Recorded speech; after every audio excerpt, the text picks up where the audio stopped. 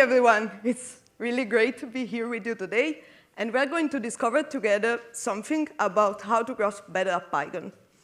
But first, let me introduce myself. I'm Flora. I'm a product designer and a Python artist. And I'm currently working at Imaginary Institute, facilitating the learning experience at Federico II University of Naples in the Apple Developer Academy. I love crafting product experiences because I find really fascinating how even a small interaction can totally change the usability and enjoyability of a product. Then I started as a graphic designer, so I'm in love with everything that regards visual communication.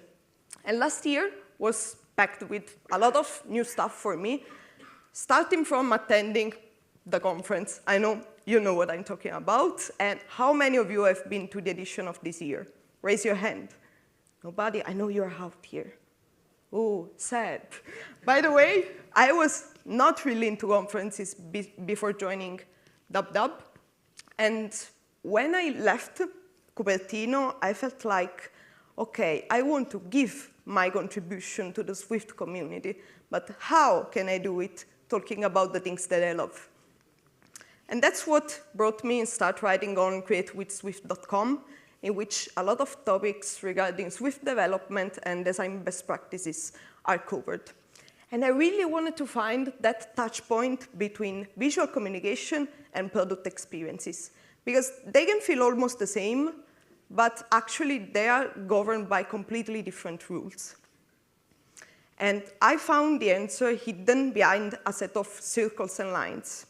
The communication of the soul of your application, condensed in a limited amount of pixels, holds a great value of your product perceivable at a glance. And that's why I started getting more and more into Python design.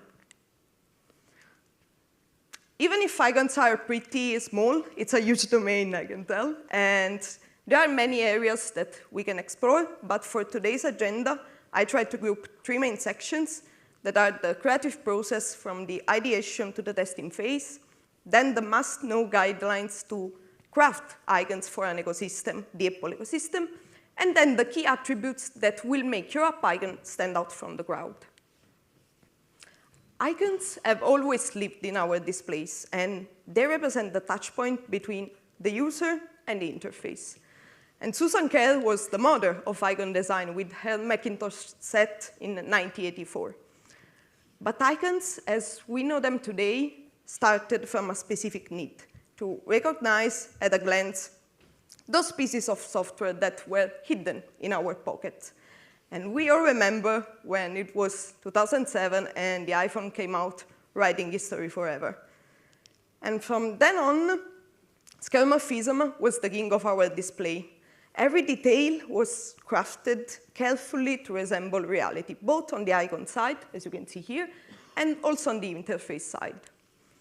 Then we witnessed a revolution, the flat design revolution, with the arrival of iOS 7, when the third dimension was totally killed, and everything was filled with the soft gradients and white glyphs.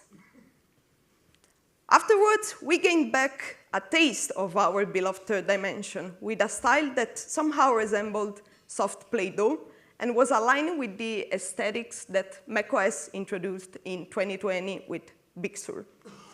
Last but not least, we are moving in a direction that gently nods to skeuomorphism, while still incorporating the softness of the previous clay style.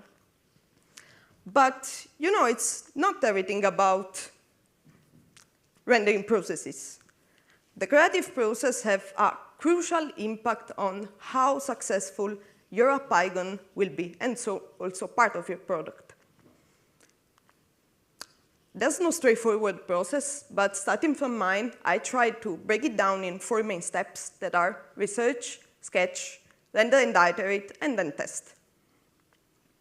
Starting from the research, sometimes can be tricky to approach a visual research.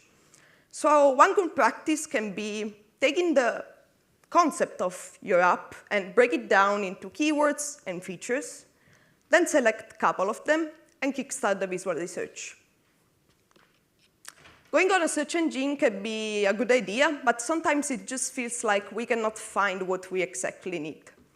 And we are lucky enough because there are plenty of specific resources that can help us out, taking a look at what other designers are doing. For example, the iOS gallery Icon Gallery by Jim Nelson, and also the iOS and macOS App Icon book by Michael Flarup, that it's also documenting the evolution of the icons a long time.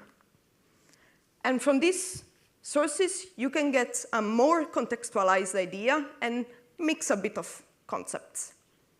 Then, sometimes, just staring at the screen can kill our creativity, and we might get frustrated. So sometimes, the best advice I can give is just to close the MacBook, go for a walk, get in touch with nature, and just enjoy the things that you love, because inspiration can be hidden in everyday things. And we are lucky enough because we can shape the reality through technologies, for example, with artificial intelligence. And we can finally get that specific light, shadow, or angle that we were looking for. This needs a bit of carefulness, though, because when I mentioned that I use AI in my creation process when doing app icons, it feels like I'm giving a prompt like this, so asking directly to generate my icon. But the result will be something like this. So, a little bit, messy, not really guided by rules, too many colors, and a lot of noise.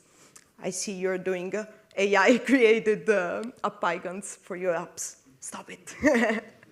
And let's take instead this opportunity to ask to the artificial intelligence to craft for us an image of the subject that we want to include. For example, here I was crafting a macOS app icon that would represent an elephant full-bodied that a little bit tilted. And this was the result so far. Levels of details can change a lot. But I picked the last one because it had the perfect perspective, even if lights were not accurate at all.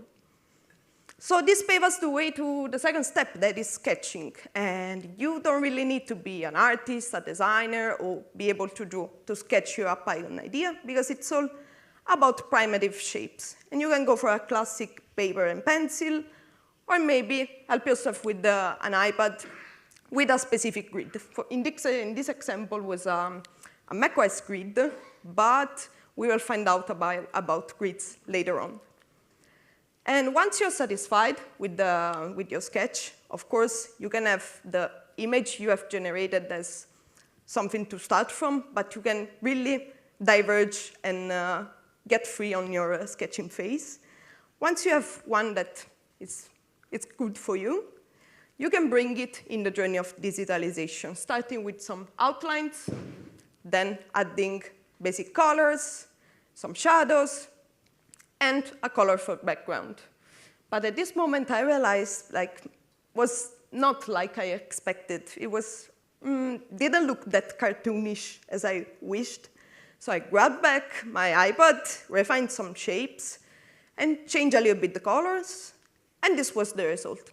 It felt better, like I can go somewhere with it, adding a source of light to see where it gets, and also, this is a bit weird, looks like a trophy, so better get back to the full-bodied elephant. And this one was perfectly fitting the macOS grid, and texture and lights were on point. But it was a long journey. It took 25 hours, but it's not always the case, of course. But it turns out that you need a lot of patience to obtain what you had in your mind. So embrace iteration. With render and iterate, we have seen something about iteration and rendering phases, but when we can claim this process as finished. I was crafting this app icon for an app that is called Mr. Hyde, which declutters your screen when you need to present, and it's a macOS app icon. And at the beginning, I thought, let's rely on Sonoma colors. It would be cool. No, will not last over time, of course. So I tried something different, but showing it to colleagues and friends, they say, the play convention is not really straightforward, and the gradient is muddy. So let's try something different again, and I'm back to that wound that we were looking for in the research phase. Fine, though. Not really, because I also got rid of extra details and tried some different color combination, and this is the version that we shipped. I was pretty happy with it, but surprise, surprise, there is a version 3 coming after like 3 months, and I will explain why. Because you always need to test your designs. I was using Mr. Hyde myself on my MacBook, and I noticed something looking at the dock, like the Xcode icon and my icon seemed like they were ready to fight or something like there was something wrong. So I got back to the macOS grid, and the tool orientation was completely shifted. So I realigned it, and I tried also some different color combination, and I think this fits way better now. There is no straightforward tool to use, like there's no recommended one, but you can use a vector-based one to enjoy the freedom of scalability, or a raster-based one to achieve pixel perfection. But it's not everything about the creative process. Of course, there are some guidelines to craft for an ecosystem. Your app icon should always be in .png format to ensure best quality, and to take advantage of modern displays, we should also try to craft always in P3 or sRGB color space, not including transparency in the background, otherwise this will conflict with the import in Xcode.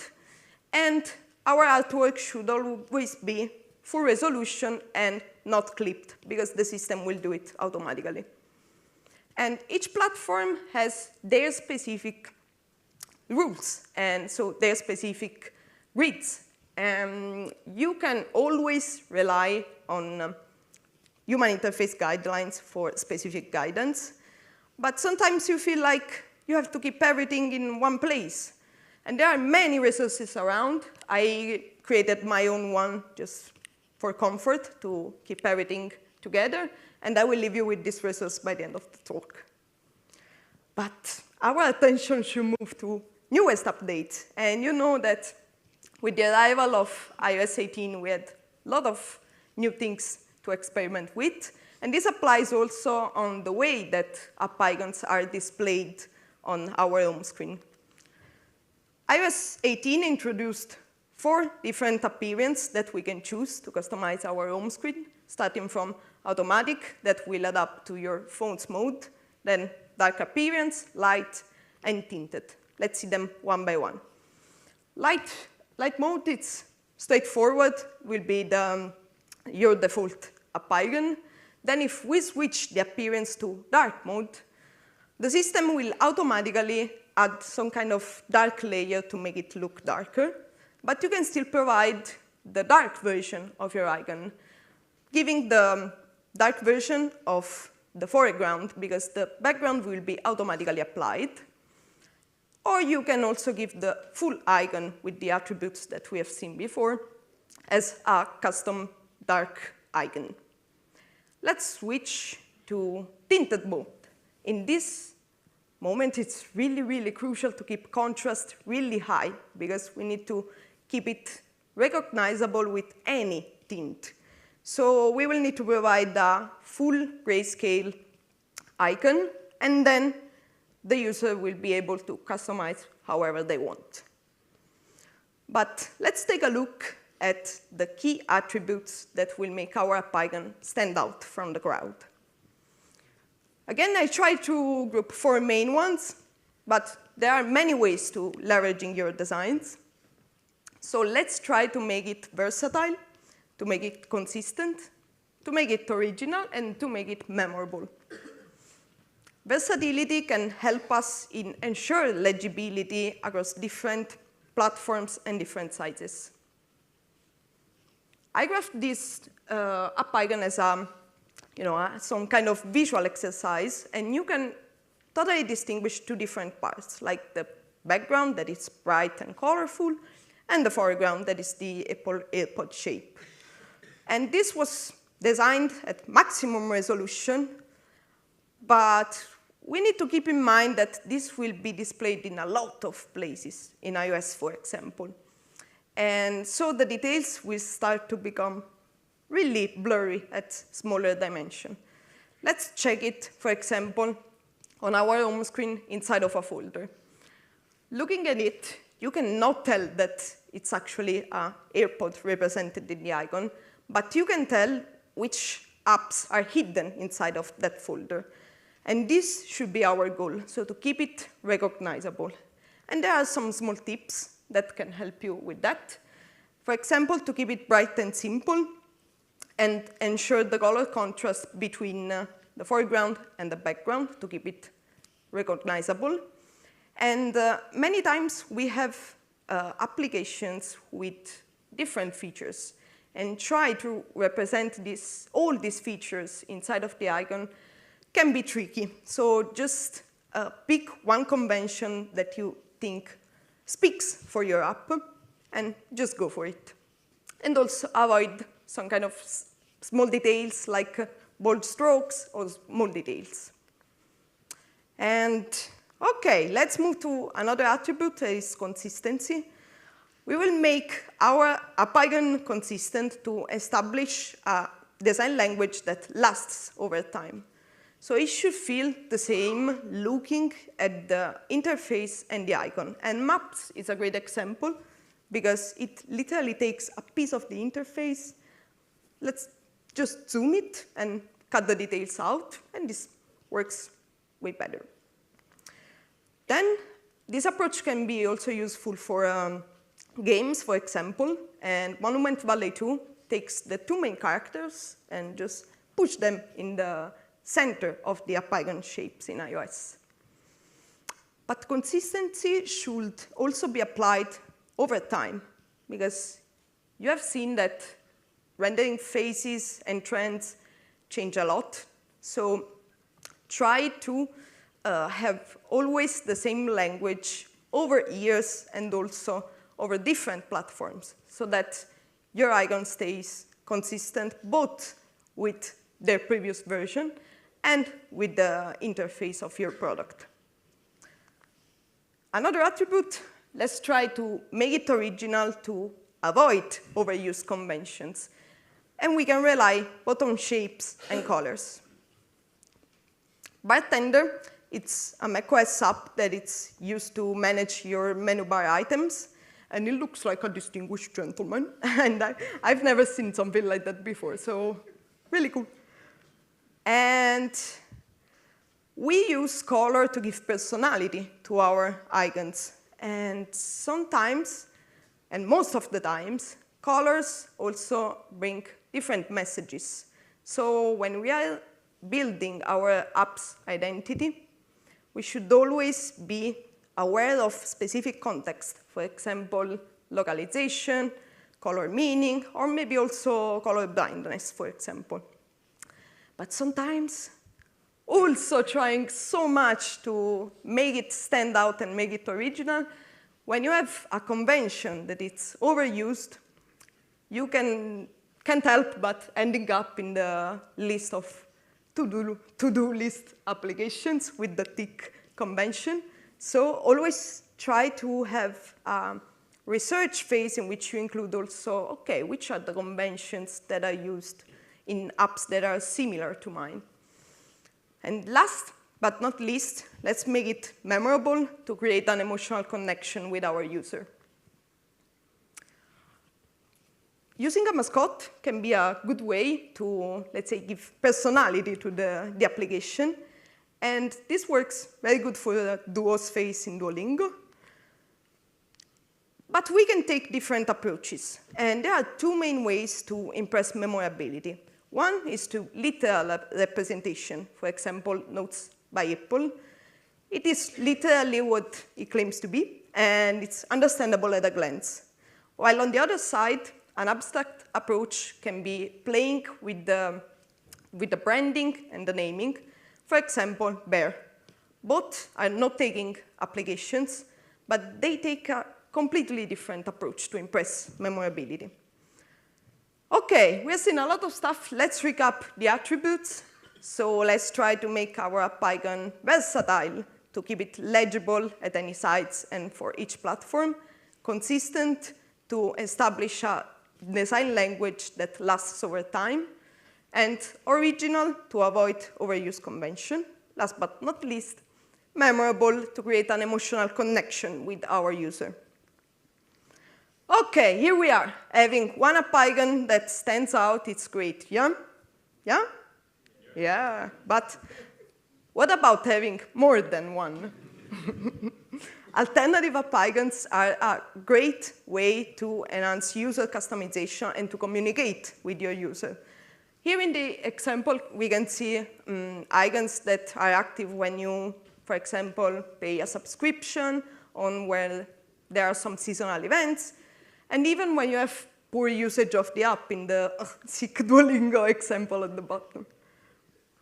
Another good example is the macOS version of Arc browser, because it literally gave a challenge to the user, and once they solved it, they will be paid off with a set of brand new looking app icons. And so we can tell that app icons are an important part of crafting application, because they serve as business card of your product. So be sure to elevate your app's personality in the best way possible. My last advice is create and celebrate the beauty of pixels. Try to build app icons that represent little masterpieces on our displays. Again, we have covered a lot of topics. I will not be here recapping everything, but you can see here on the slide. And as I promised, here are my resources on app icon design. And don't forget to subscribe to Create with Swift. We also have a newsletter in which we cover a lot of topics regarding also indie development and both Swift-related topics and design best practices. So thank you. Time for a question, I guess.